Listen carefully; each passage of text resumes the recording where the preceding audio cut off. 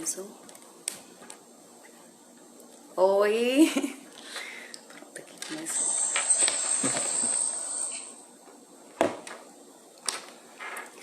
Oi, gente, tudo bem? Vamos dar um tempinho aqui, tá? Pra todo mundo ir ingressando. Vamos dar 5 minutinhos de tolerância pra todo mundo ir ingressando na live e a gente poder dar início, tá?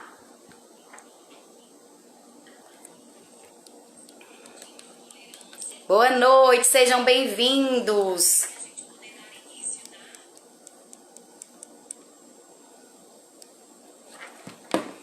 Como é que tá o som? Tá chegando o som bom aí? A imagem tá bacana?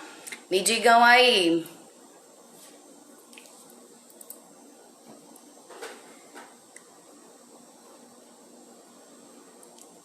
Oi, boa noite. Vamos já dar início, tá? O Anderson, como você já ingressou, se você quiser solicitar, tá? É esse tempinho de 5 minutos que a gente vai estar dando para o pessoal ingressar na live pra gente dar início. Aí se você quiser solicitar já para ingressar aqui, daqui a pouco a gente dá início, tá?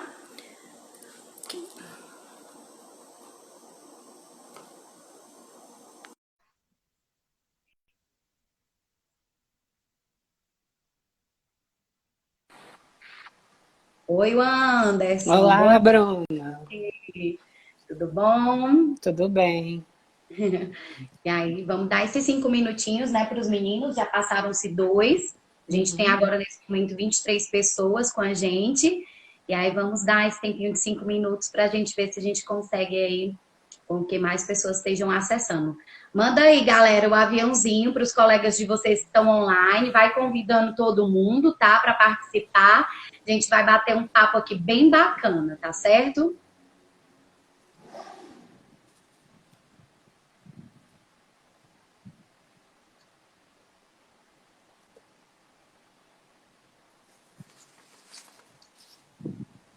Gente, a nossa live hoje ela vai ser destinada, tá? A gente vai estar falando sobre o combate à LGBTfobia. E aí a gente vai ter como foco, como tema central, essa temática que é extremamente relevante e importante a gente estar contemplando ela, tá certo?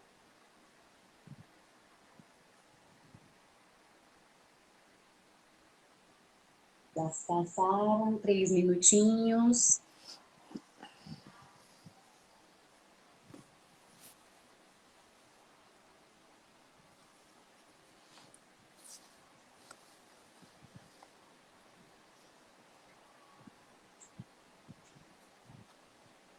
Boa noite, vocês que estão ingressando agora, tá?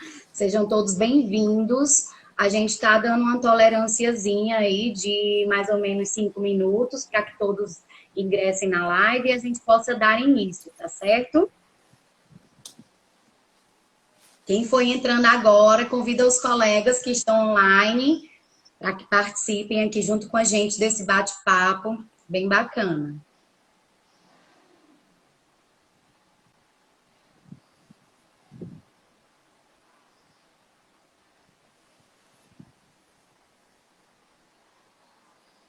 Estou convidando aqui meus colegas também que estão online para participar. É o tempinho que a gente está dando para que todos participem.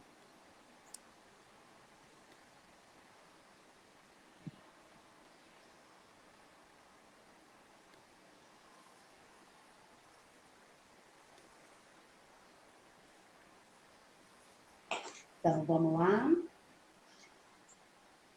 Vamos dar início.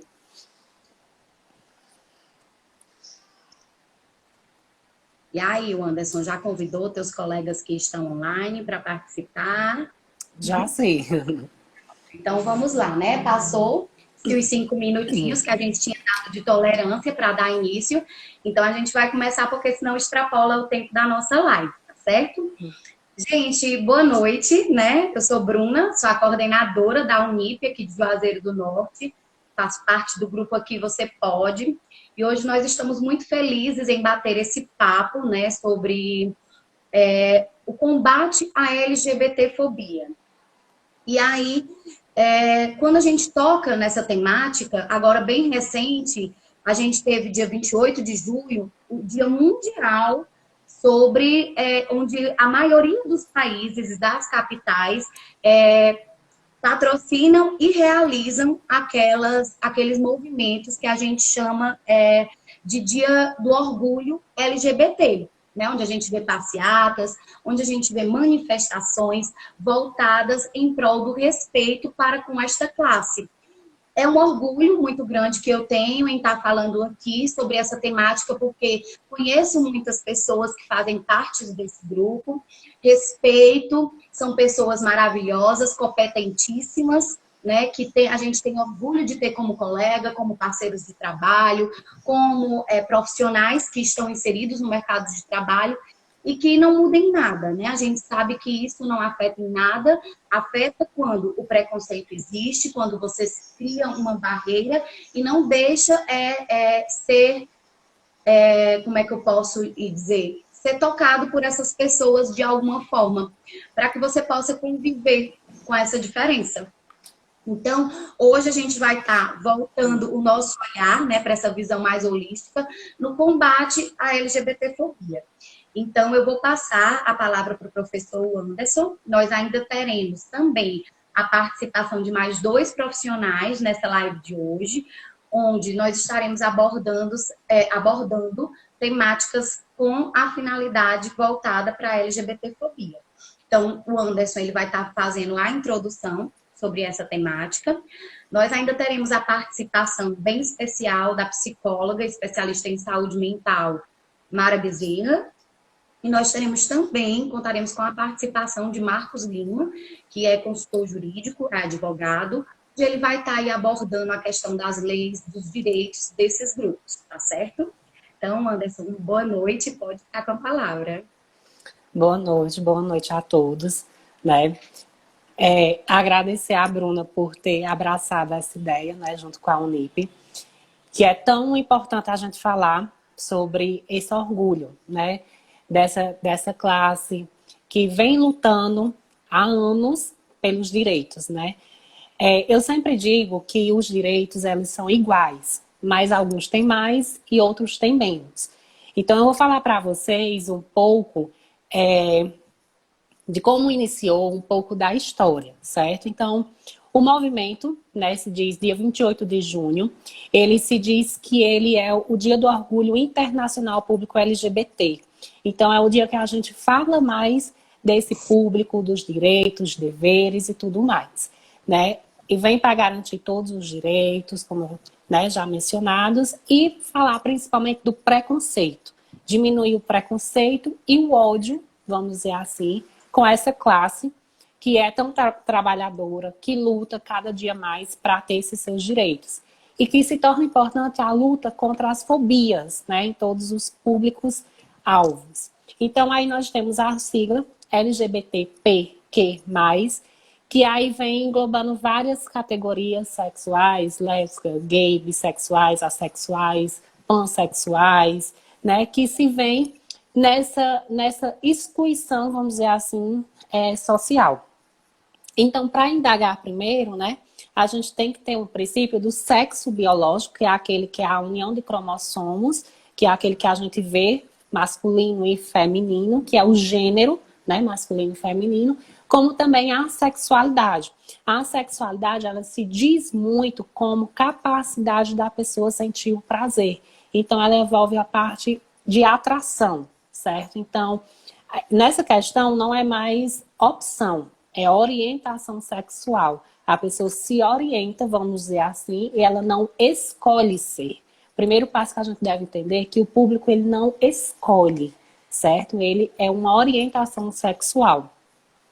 E aí a história desse público é marcada por várias questões bem agravantes, como mortes, como doenças mentais, como eram considerados antigamente. Então, alguns relatos se fala que 1200 a.C. já tinha relatos de homossexuais, né, na história. Então, isso é marcado por muita violência, por muita morte, muita opressão. E aí nós vemos combatendo isso ao longo desse tempo, desses séculos. Então, o combate à homossexualidade se deu efetivamente no século XIII, que aí veio a parte punitiva como condenação de morte. Então, os homossexuais eram condenados à morte. E se tem alguns traços da história que fala que os homens que iam para a guerra, eles podiam levar algum parceiro. Então, isso se torna importante porque tem relatos isso na própria história. Então, na parte do hemisfério ocidental, né, isso é a parte mais cristã. E aí, em 1533, foi o ato de Portugal, que aí se falava muito a questão das mortes e tudo mais. Nós tivemos o avanço do narcisismo, que aí foi para os campos de concentração na parte alemã, que esse público tinha uma tatuagem para identificar. Então, os homens eram um triângulo invertido rosa e as mulheres, que eram antissociais, eram um triângulo invertido preto. Então, isso se fala muito pelas opressões. Então, eram obrigados a lutarem. Como também aos tratamentos. Antigamente, os tratamentos eram muita tortura, era muita terapia de choque, era parte de estrupos coletivos que se relata, e aí era caracterizado como doença mental. Né, como aquela pessoa que tinha uma orientação diferente e ele era um doente mental e precisava de tratamentos drásticos para que ele voltasse à sua sã consciência, como tem os relatos. E até 1960, nos Estados Unidos, eram proibidos essa população. E engraçado que foi onde se deu o início do Dia Internacional ao Orgulho LGBT. Né? Então, esse orgulho se deu início na rebelião Stonewall, né, dia 28, que se condiz com os direitos, porque os policiais antigamente invadiam bares e espancavam, a parte de fazer a abordagem era bem invasiva a esse público. Então, essa população se juntou e foi às ruas lutar pelos seus direitos. No Brasil, esse contexto iniciou na instituição social, que se deu na parte da militar, né, na parte da ditadura militar, que foi uma parte histórica bem agravante para o nosso país, né, em termos de várias questões. E aí foi criado o jornal Lampião da Esquina, que veio para denunciar todos os fatores ao público LGBT, e ao Chancom Xana, que foi formado por um público de lésbicas na época, que eles foram obrigados a sair até do local que se tinha essa parte do jornal, porque o proprietário não aceitava, certo? Então, isso hoje em dia é inaceitável. E antigamente a gente lutava pelos nossos direitos, então eles iam para as ruas e aí se deu a revolta, vamos dizer, aqui no Brasil, que foi considerada a segunda, além dos Estados Unidos, e aí se falou no orgulho lésbico, vamos dizer assim, em São Paulo, no dia 19 de agosto, através dessas jornalistas. E o nosso objetivo é pelos nossos direitos, né? É o direito de falar, o direito de trabalhar, é não ser agredido na rua, é de ter a parte do casamento, da união estável, de adotação de crianças. Então, a gente se torna efetivo quando a gente busca os nossos direitos. Então, por que se tem essas paradas? É uma movimentação a nível nacional para mostrar que somos igualitários. Ou então a gente pode fazer constituições, rodas de conversa, para a gente mostrar que a gente é ser humano, a gente conduz com a Constituição, a gente está aqui, a gente trabalha, a gente estuda, certo? Então a gente somos unidos em termos a isso. E aí as conquistas que se vêm ao longo dos anos, né, que por incrível que pareça, uma conquista que me passou, assim, me chamou bastante a atenção, foi tirar o homossexualismo da parte de patologias, certo? Como assim, professor? Antigamente, como eram diagnosticados como transtornos mentais, a Organização Mundial da Saúde passou 5 anos para tirar isso das relações de transtornos mentais, certo? E em 1985, o Conselho Federal de Enfermagem foi quem tirou.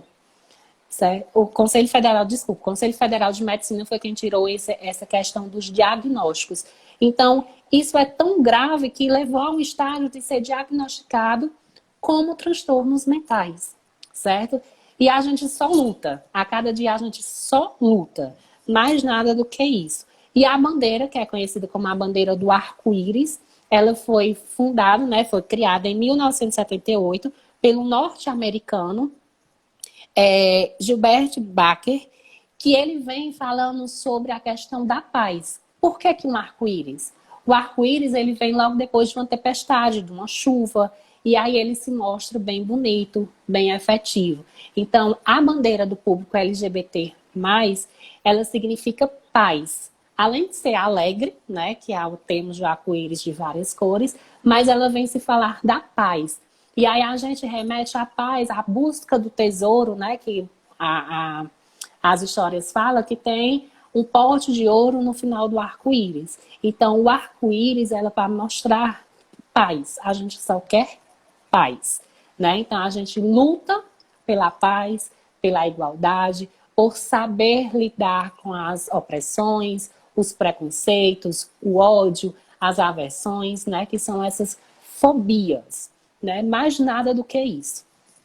E aí, eu vou encerrar aqui um pouquinho, né, minha fala, porque vai adentrar a psicóloga doutora Mara, e aí ela vai falar um pouco da empatia, dos medos que as pessoas passam. Logo depois, Marcos, e aí a gente vai encerrar com um fechamento que eu ainda vou dar umas palavrinhas para vocês, tá certo? Então, me despeço aqui, mas já já eu volto. Muito obrigado, professor Anderson, pela sua contribuição, certo? Nós vamos aguardar agora a doutora Mara, que é psicóloga, certo? Para tratar sobre esses aspectos psicológicos, certo? Relacionados ao medo, aos distúrbios que são provocados, né, por esses atos de violência e discriminação, né? Vamos só aguardar aqui.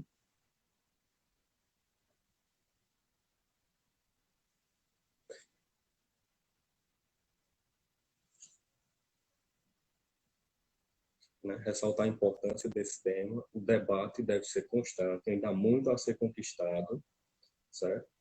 Em breve vou tratar com vocês, né, sobre alguns avanços que nós tivemos na legislação, algumas conquistas que nós podemos observar, até como forma de esclarecer, né, como forma de chegar a todos vocês conhecimento a respeito de direitos que talvez muitos até nem saibam que têm.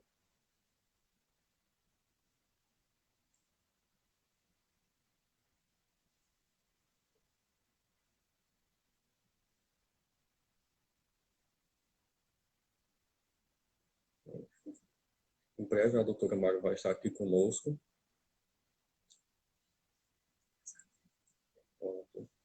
Só aguardando a transmissão com ela, certo? Já foi aceito, doutora Mara, vamos só aguardar ela aparecer aqui conosco. Tá, tá. Número feitura.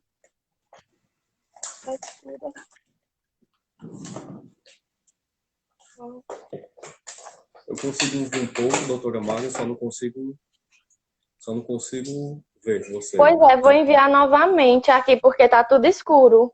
Pronto, certo. Né? Vou sair e entrar de novo, tá?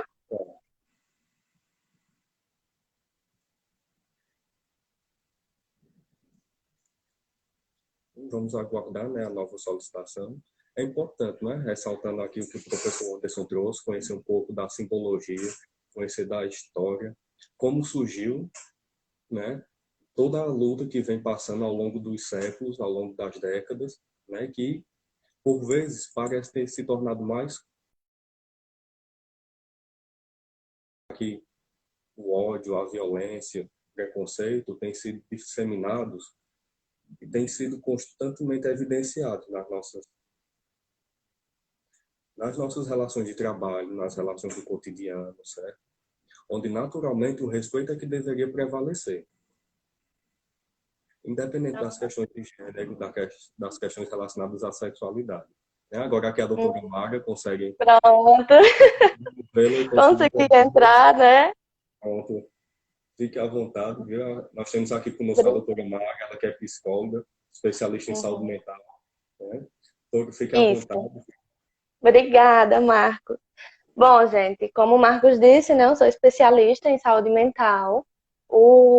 recebi esse convite para vir falar um pouquinho para vocês. E aí eu separei alguns pontos para a gente conversar, que eu acho assim de extrema importância hoje, que é tão falado, né? A tal da empatia, e a gente, na prática, acaba vendo muito pouco, né? Então, por que é tão necessária a empatia para esse público, né? Porque é tão falado. E aí eu venho voltar, né, para a infância do grupo, né, do LGBT, que eles começam desde pequenininhos a sofrer bullying na escola, né? Por todo o contexto, né? A cultura da gente, essa cultura ocidental, ela pede muito. Ainda vivemos nessa sociedade patriarcal, né? Nessa sociedade machista, é uma coisa que está muito interligado. Então, a gente acaba pedindo empatia, mas como ser empático, né? Se a gente, de berço, não aprendeu isso, né? Vamos aprender agora, né? Com essa transformação, com essas lives, com essas coisas que estamos debatendo hoje em dia. Então, eu vinha lendo alguma coisa, né? Na minha preparação para cá, e aí fui ver que alguns dados que me surpreenderam, né? A gente conhece, mas quando a gente vai aprofundar, e aí os transtornos alimentares são presentes nessa categoria por pura falta de aceitação. Então, é bem mais comum com as mulheres, né? Com o grupo de lésbicas aí, elas desenvolverem transtornos alimentares para poder ser aceita de alguma forma, né? E aí não conseguem, acabam transformando isso em um problema psicológico, né? E traz isso para elas. Quando não acontece isso, né? Aí vem as outras partes, que é a ansiedade, depressão e todas essas coisas que a gente fala, né? E que, mas tá saindo, tá tirando foto, nem tá com depressão, nem isso nem aquilo. Então, a gente precisa ter um olhar mais empático para essas pessoas, né? O índice de morte no Brasil do grupo LGBT é o maior do mundo, né? Então, aí entra, né, a morte por agressão, né, a violência, a morte por suicídio, que o suicídio é maior em homens, e também, né, a morte por doenças cardíacas, né? As pessoas acabam transformando esse sofrimento em doenças até físicas, né? E aí as doenças cardíacas entram como uma das causas de morte, porque vai adoecendo e aí infarta e ninguém sabe o que foi, né? E foi justamente essa coisa que vinha trazendo da infância, aquele bullying, o medo de falar para os pais, né? O medo de falar para os amigos. Ainda hoje se usa esse termo de ele já se assumiu, né? Se assumiu por quê? Por que é que ele precisa se assumir, né? A gente precisa parar um pouquinho para pensar, né? Então eu preciso me assumir hétero, né? Eu preciso me assumir advogado, eu preciso me assumir psicóloga. Não, eu só preciso ser, né? É a gente entender. Eu gosto de homens, eu gosto de mulheres, eu gosto de tudo, né? Eu gosto de pessoas, né? Tem uma amiga minha que ela sempre usou muito isso. Ela me ensinou muito, né? Eu gosto de pessoas. Eu não me limito a sexo. Eu não me limito à sexualidade, né? Eu sou uma pessoa que vou transcender tudo isso. E é justamente isso. A gente tem que transcender o preconceito. A gente tem que ser maior do que isso. A gente tem que começar a entender que são pessoas que estão por trás desses estereótipos, que estão por trás desses estigmas que são tão criados, né? Lá vai passando fulano, né? Não é assim, ó. Tem tanta palavrinha, né, que a gente tem que ter cuidado. E aí, esse ano, graças a Deus, né, estamos tendo bastante lives que estão podendo abranger, né, tudo esse público todo, não só o LGBT, eu estou dizendo o público em geral de internet, que é muito maior do que uma sala de aula, do que uma palestra que a gente dá, né, numa instituição. Então, é uma cultura que a gente precisa começar a mudar de hoje. Mas sempre foi assim. Vamos mudar, né? Então, vamos começar numa segunda-feira? Não, né? Vamos começar numa terça-feira? A partir de hoje, vamos começar a ver essas pessoas diferentes, né? Então, quando combater a LGBTfobia, né? Por que combater? Porque precisa ser combatida. temos outras coisas, né, tão faladas, o racismo, e aí é uma coisa também que está muito em alta, mas a LGBTfobia, a gente vê um número de mortes, um número de agressões desnecessárias, né? Ah, vão me bater porque eu sou gay. Por quê? Né? Qual é o ódio? E aí essas pessoas que agridem, elas sofrem de transtornos, né? Como é que a psicologia pode ajudar desses dois lados, né? Em um lado, a gente vê essa parte meio de psicopatia, e aí da outra parte a gente vai acolher, né? Enquanto psicóloga, eu vou acolher o público LGBT, e aí eu separei até uma fala que eu achei muito interessante, que é o seguinte: quando a gente vai acolher essas pessoas, a gente precisa mostrar para elas que elas precisam construir uma vida que vale a pena ser vivida. Então, eu gostei muito disso, porque a vida que eles levam é sempre de luta, como o Anderson estava falando, é lutar diariamente. Por que eu tenho que lutar diariamente para poder provar minha sexualidade? Tá? Então, a gente tem que construir isso, a gente tem que construir e fortalecer a resiliência, né? Então, sejamos resiliência, sejamos resistência para essas pessoas preconceituosas, tá? Então, vocês precisam ser rede de apoio. A partir do momento que somos empáticos, nós somos rede de apoio, tá? E essa rede de apoio é extremamente importante nas doenças que vão... A gente encontra muito, né? Pessoas com ansiedade e depressão. Então, vamos ser rede de apoio para essas pessoas, tá? Então, o psicólogo, ele tem treinamento para isso, ele precisa ter treinamento para receber essas pessoas. Então, especialistas em saúde mental, já temos especialidade em saúde mental para a população LGBT, tá? Então, é uma especialização muito específica, né? Então, a gente tem isso. Então, vamos procurar essas pessoas, né? Porque a gente precisa da qualidade de vida para a população LGBT. É isso. Tá? Eu tentei, né, ser sucinta aqui na minha fala, né? Qualquer dúvida, né, estou aqui para poder responder qualquer coisa. O Anderson vai entrar agora, né? Mas aí eu vou ficar vendo os comentários. Estou com vocês nessa luta, né? Vamos lutar todos sempre. E obrigada para a Unip pelo convite, tá? Mais uma vez estar aqui com vocês. E até a próxima. E fica contigo aí, né, Marcos, agora? Muito obrigado, doutora Mara, pela sua contribuição. Certo? Foi muito Obrigada. esclarecedor. Nós vamos aqui retornar daqui a pouco com o professor Anderson novamente, certo? Tá bom, tchau, tchau, gente. Certo. E eu vou tratar com vocês de alguns aspectos jurídicos, né, em matéria de legislação, né, referente à proteção desses grupos minoritários.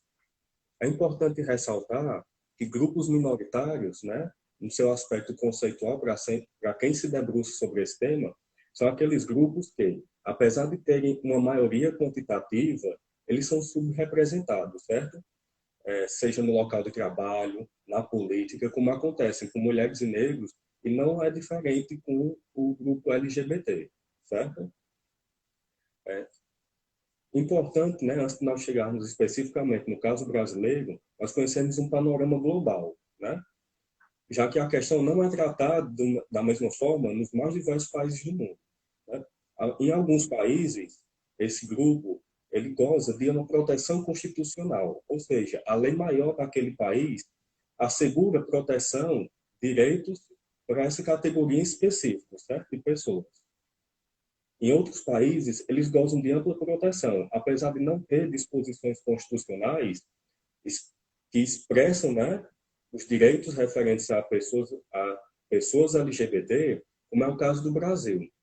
Por mais que a nossa Constituição ela diga que tem como objetivos da República, né, como seus fundamentos, eliminar todas as formas de preconceito e discriminação, ainda assim não há menção expressa à categoria de pessoas, ainda é um pouco amplo e genérico, certo?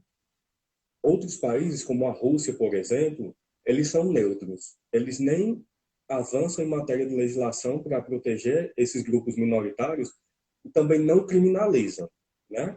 Diferente do que acontece ainda em outra parte do mundo, é mais frequente no mundo oriental. E vou até ressaltar algo que foi trazido pelo professor Anderson, né? Sobre a questão da violência como forma de reprimir esses comportamentos, né? Que ao longo da história foram considerados atentatórios, né, ao pudor, atentatórios à dignidade das pessoas, certo? Em alguns países do mundo, ainda há violência sendo utilizada como repressão, até mesmo violência institucional, né? Alguns países a homossexualidade chega a ser criminalizada, sendo punida, né, das mais variadas formas, né, com castigos, sendo punido com multa, punido com uma pena de reclusão e alguns até com pena de morte, né? Isso demonstra que a matéria, né, avança de forma diferente nos mais diversos países, mas nem porque o nosso país ele é um tanto mais avançado que os demais em matéria de legislação e de proteção jurídica, significa dizer que nós precisamos diminuir a luta, nós precisamos diminuir a intensidade do movimento, de forma alguma, certo? Eu vou trazer aqui para vocês algumas questões, né, que já estão em pauta ou que já foram apreciadas, certo? Pelo Poder Judiciário, que avançaram em matéria de legislação no Senado, na Câmara, certo? Por exemplo, uma questão, né, que é muito comum, foi muito difundida, logo que foi permitido, foi o casamento e a união estável entre pessoas homoafetivas. Atualmente, qualquer pessoa, né, homens, mulheres, pessoas das mais diversas orientações sexuais, né, identidade de gênero, elas podem manter a união estável, né, ou até mesmo realizar o casamento civil, o cartório de registro de pessoas civis, certo? Isso é muito importante porque, em decorrência dessa possibilidade de casamento e de união estável, decorrem também outros direitos, né, como, por exemplo, direitos sucessórios. Quando vem a falecer o cônjuge ou companheiro, né, independentemente de ser um casal heteroafetivo ou homoafetivo, o companheiro sobrevivente ele tem direito à herança, tem direito à participação nos bens, porque isso é importante. Porque, às vezes, a violência se manifesta até da forma patrimonial. Certo? Há os mais diversos tipos de violência contra os grupos minoritários, né? Violência física, violência verbal, violência patrimonial, certo? Outra questão que é muito interessante é a possibilidade de adoção por casais homoafetivos, né?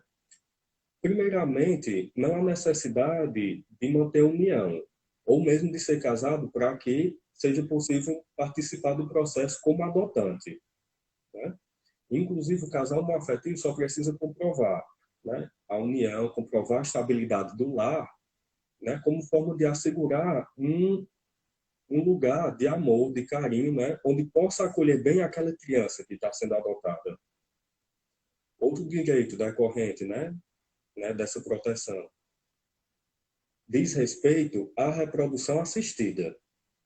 Por exemplo, inseminação artificial, né, que é muito difundida, né, acontece no nosso país, tanto por casais héteros, mas também agora tem regulamentação quando a inseminação é para que a criança seja destinada a um lar homoafetivo. O Conselho Nacional de Justiça já expediu resolução, né, no sentido de regulamentar, inclusive com relação ao registro da criança, onde, quando se trata de casais homoafetivos, não há mais necessidade de discriminar o parentesco paterno e materno. Ou seja, o casal homoafetivo é referido ou como pais, né, ou como mães daquela criança. Tô vendo aqui que tem um questionamento, né? O processo de adoção para casais do mesmo sexo é diferente do processo de adoção para casais heterossexuais? Não. Ele não é diferente, porque os requisitos que tem na legislação, eles são objetivos, certo? Diz respeito à estabilidade no lar, à condição econômica, né, para manter a subsistência da família e da criança. Então, até mesmo não precisa ser um casal, certo? Para que haja essa adoção. Outra coisa que é importante é o reconhecimento da igualdade perante a justiça, né? Quando se trata de casais homoafetivos, o Poder Judiciário já reconheceu o direito à licença paternidade equiparada à licença maternidade para casais homoafetivos. Ou seja, um dos companheiros, ele recebe a licença, né, naqueles moldes 120 dias ou até 180 dias, né, conforme as regras, se for empresa privada. Enquanto que Licença de paternidade, ela é só de 5 dias, podendo chegar a 20.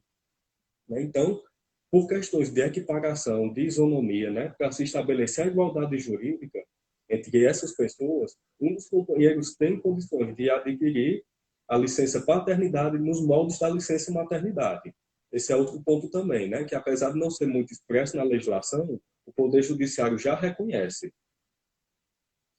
Outra categoria de direitos, né, que também são decorrentes, anteriormente, como eu falei, do casamento da união, são os direitos previdenciários. Né? O companheiro, né, sobrevivente, ele tem direito a receber pensão por morte quando solicita, porque ele consegue comprovar aquela condição de dependente, certo? Consegue comprovar que convivia como cônjuge ou como companheiro, né? Independente de ser casal homo ou heteroafetivo. E também auxílio reclusão, né? Quando um dos companheiros eventualmente é condenado a uma pena de reclusão, o cônjuge ou companheiro, ele tem condições de pleitear um auxílio reclusão, né? Durante esse período também. Outra coisa é a proteção contra todas as formas de violência. A nossa legislação, por vezes, ela não é expressa, né? No sentido de que tipo de violência está tentando coibir. Né? Mas, em matéria de legislação, o Poder Judiciário também garante a equiparação a essas pessoas, né, ao grupo LGBT. Né? Por exemplo, o movimento recente, né, que ganhou repercussão, que inclusive foi muito difundido nas redes sociais, Facebook, Instagram, foi aquele movimento, Criminaliza STF. Né? O que é que diz respeito, né, esse movimento? O Supremo Tribunal Federal, né, pôs em discussão a possibilidade de criminalizar a homofobia, a homotransfobia, não, né, para eventual grupo que tem uma orientação sexual diferente. Nosso país, né, o Poder Legislativo, ele tem diversas matérias, né, diversas leis, que são projetos, mas que por vezes não avançam. Né? E só porque existe um projeto de lei não significa necessariamente que ela vai ser aprovada, porque precisa completar todo o processo legislativo, certo? Passar por Câmara, passar pelo Senado, até chegar à sanção presidencial. Então, haver um projeto em discussão não é garantia de que haja uma legislação e, consequentemente, a proteção devida para esses grupos, certo? Então, o Supremo Tribunal Federal pôs em discussão a possibilidade de atribuir mais um sentido à lei de racismo, para punir como racismo, que é crime inafiançável, certo? A homotransfobia, certo? É uma das formas que se tem de se coibir a violência e de se proteger as pessoas que se encontram em condição de vulnerabilidade pelas suas escolhas, né? Pela sua identidade de gênero, pela sua orientação sexual. Né? No plano internacional, o nosso país, né, o Brasil, ele já considera aquela perseguição, né, motivada por questões de identidade de gênero e de orientação sexual, né, nesses outros países, como eu falei, que são marcados em um contexto de violência, né, e punem e criminalizam comportamento homoafetivo. Nosso país já protege essa categoria de pessoas vindas de outros países, né, na condição de refugiado. Né? Acredito que muitos tenham ouvido falar, né, na concessão de asilo político, de refúgio, as pessoas que estão perseguidas, né, por questões ligadas à sua preferência, à sua opção sexual ou à sua orientação ou identidade de gênero, elas já encontram um refúgio no nosso país, né, sendo protegido, inclusive, o companheiro, que tem condições de conseguir um visto de residência, um visto de permanência aqui, né, na condição de companheiro, para que se possa restabelecer o vínculo familiar, que possa ter sido separado, né, por essas questões relacionadas à violência no país de origem do refugiado. Né? A proteção ao nome também e à identidade de gênero.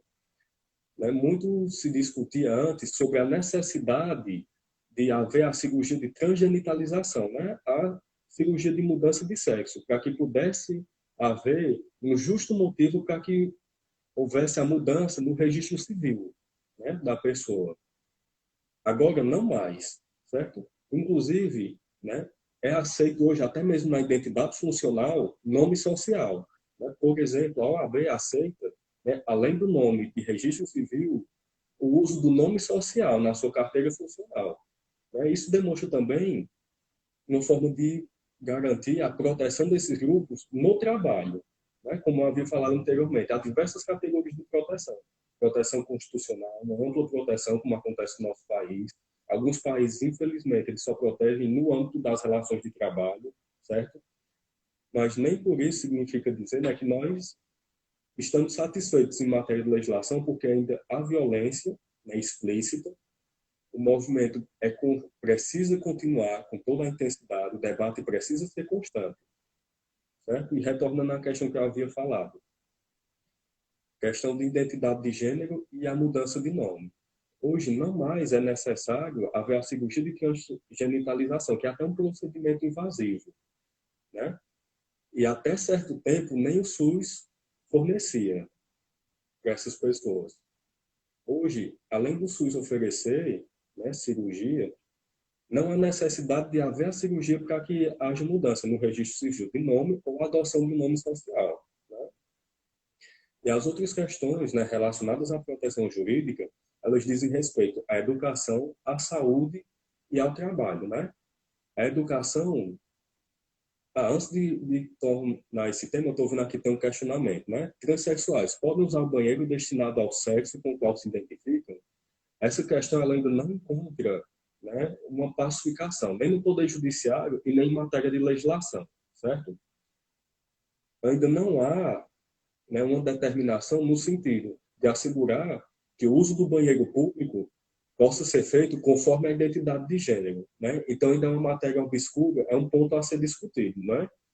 Porque é até uma questão que se debate, né? Uma terceira via, né? O uso de um terceiro banheiro, que seria para pessoas que têm uma identificação de gênero, né? Uma identidade de gênero diferente daquela do sexo biológico. É uma matéria sensível, suscita ainda muitos debates, e eu acho que é interessante esse questionamento, né? Que o Renato trouxe. Porque muitas vezes, né? Existem pontos como esse, né? Que estão em discussão, mas que não avançam. Nem em matéria de legislação, nem no Poder Judiciário. Certo? E retornando, né? A questão dos direitos sociais, né? Educação, saúde e trabalho. Tudo isso remonta prestações positivas, né? Políticas públicas a serem formuladas pelo Estado. A educação é um direito de todos, a saúde é um direito de todos, né? E a todos deve ser assegurada também uma proteção no trabalho. E não é diferente, né, para esses grupos minoritários, como o grupo LGBT. Essa questão remonta também, né, uma fala da doutora Mara, né, que esteve conosco, né, que é a questão de, na educação, proteger a infância. Né? O bullying ainda é muito frequente, certo? Inclusive, pode ser motivado por questões de gênero, né, por questões comportamentais da criança. Né, que ela normalmente relata aos pais, né? O coleguinha, ele estava brincando de boneca, ele estava brincando com as meninas. Isso já faz, né, com que gere um preconceito, infelizmente, que nasce dentro de casa. Então, as políticas públicas devem se destinar não só à proteção no local de trabalho, dentro das escolas, mas também para abraçar todo o grupo familiar. Porque a questão, né, a importância de se discutir esses aspectos jurídicos, a proteção jurídica, é não só para combater todas as formas de violência, mas também para garantir a proteção à diversidade, certo? Principalmente em um país plural como o nosso, né? Seja no aspecto religioso, no aspecto político e nas questões voltadas, né, a gênero e sexualidade, certo? O terceiro banheiro, tem aqui um questionamento, né? O terceiro banheiro não seria classificado como preconceito? Bom, é justamente isso, né, que eu pus em evidência. É uma possibilidade que se discute, mas não há qualquer direcionamento nesse sentido, de que vai ser adotado um terceiro banheiro, ou mesmo que vai acontecer, né, a adoção do uso do banheiro conforme a identidade de gênero, ao invés do sexo biológico. Né? São questões sensíveis, ainda passíveis de muita discussão, certo? É importante que haja a promoção do debate, né, a ascensão também desses grupos, né, como muitos dados, né, que nós trazemos aqui, eles são fonte, né, do IPES, Instituto de Pesquisa Aplicada, da associação, né, LGBT, do Grupo Gay da Bahia, que é um grupo bastante expressivo, que constantemente realiza pesquisas também sobre o índice de criminalidade e violência contra pessoas. Inclusive, dados demonstram, né, do próprio Grupo Gay da Bahia, demonstram que até 2017, a cada 19 horas, uma pessoa pertencente ao grupo, né, LGBTQ+, era vítima de violência ou até mesmo de morte. Uma pessoa, ou seja, em menos de um dia, uma pessoa morria. Onde o crime era motivado por preconceito e discriminação, né, relacionado às questões de gênero e identidade sexual. Né? Isso demonstra a preocupação, né, que nós temos, porque mesmo em matéria de legislação nós temos avançados com relação aos mais diversos países, ainda assim o tema precisa ser trazido à discussão, precisa ser debatido, porque nós ainda temos muito a avançar em matéria de legislação, até como forma de empurrar a história, certo? É uma forma de promover. Quando uma proteção jurídica de um grupo ela é explícita, aquela pessoa se sente acolhida, se sente protegida, se sente pertencente à sociedade, né? Porque aquelas suas diferenças, né, aquelas suas peculiaridades, elas também são abraçadas pela legislação, né, e pelos poderes constituídos. Existem políticas públicas formuladas pelo Poder Executivo, existindo legislação, né, que é uma forma de o Poder Legislativo não fechar os olhos para questões como essas, e a proteção jurídica decorrente da interpretação extensiva da legislação já existente, né, como o próprio Supremo Tribunal Federal já fez, quando atribui um novo sentido à lei de racismo para criminalizar a homofobia, certo? Esses são os aspectos que eu trouxe, certo? Aspectos gerais, né? O principal referente à matéria de direitos e legislação e a proteção jurídica do grupo LGBT. Eu vou trazer aqui de novo, né, o professor Anderson para fazer algumas considerações finais. Desde já eu agradeço muito, né, o convite, agradeço ao NIP por ter promovido esse debate e a vocês que estão conosco, que inclusive suscitaram questões importantes e que inclusive precisam ser discutidas. A participação de todos é muito importante, porque o debate ele não acontece sozinho, né? E esses avanços que nós tivemos em matéria de legislação só foi possível porque e antigamente esses grupos se manifestavam, né, reivindicando direitos para todos. Né? E agora eu vou deixar a fala com o professor Anderson, seja bem-vindo de volta, né? Eu tenho a palavra para fazer as considerações finais. Obrigado, Marcos. Eu só vou fazer assim, tipo, um resumo de tudo que a gente teve até agora, né? Que é as fobias, né? A nossa luta contra a fobia, que é esse medo exagerado, essa falta de tolerância a esse público, né? Que se vem ao longo dos séculos, como já foi mencionado, mas essas fobias, ela tem um trauma, um histórico familiar, um histórico da pessoa em si, né? Da vivência dela, e aí vem os tipos e tudo mais. Mas que a gente entenda que a gente está lutando por direitos, né? Por direitos, por igualdade, por você entrar no supermercado e não ser agredido, por você não usar palavras de baixo escalão como preconceito, como a doutora Mara mencionou. Eu, como docente, já vivenciei, né, alunos, né, que tiveram preconceito por ter um professor homossexual, e eu tive que estar ali firme e forte diante de um preconceito, que eu já levei dedo na cara, já levei muitas coisas por minha orientação sexual, né? Isso é algo pessoal que eu boto em pauta para a gente ver como isso está perto, está próximo, né? Viver com medo, viver de você sair na rua e ser apedrejado, de você sentir isso na pele, é incomparável, né? Só quem sabe é quem passa, quem lida todos os dias essa tensão, né? E eu, como docente, às vezes a gente vivencia isso. Eu sou pauta disso, a doutora Mara falou muito bem da se assumir, né, homossexual diante da família. Eu digo, a gente não se assume, a gente é, né? Então a gente nasceu assim, a gente não escolheu. Eu digo muito, se fosse para escolher, a gente seria uma pessoa normal e não anormal. Aí eu seria igual a todo mundo, mas eu sou igual. Eu sou igual a você, Marcos, sou igual a todo mundo que está assistindo a live. mas que a gente possa se unir, ter essa empatia com o outro e entender que o outro é um ser humano, tem suas histórias, tem sua vida, suas particularidades. Então, a gente é ser humano como qualquer outro. A gente só está numa orientação sexual diferente. Pelo amor de Deus, século XXI, né, cabeças abertas, mentes abertas, mas que se torna um tema relevante e importante para ser discutido. E aí eu fiz até uma frase, né, que se torna importantíssima, é uma frase pessoal, que eu, às vezes, no meu tempo livre, eu faço as frases. E a frase que eu trouxe é: ter empatia é ter consciência de ser humano. É você entender que o outro tem um coração, tem uma mente, ele é ser humano, ele é lindo, ele tem suas histórias. Então, respeito. Respeito acima de tudo, respeito o outro, respeito a si. Tudo se cabe com respeito. Todo mundo se vive com respeito, tá certo? Então, eu só tenho a agradecer a todos, né, por ter apoiado essa live, principalmente a coordenadora Bruna da Unip, né, por ter abraçado essa ideia e que cada vez mais a gente cresça no respeito e na empatia, tá certo? Obrigado, Marcos. Professor Anderson, muito obrigado, certo? Foi um imenso prazer estar aqui com vocês, né? É importante que esse debate continue, né?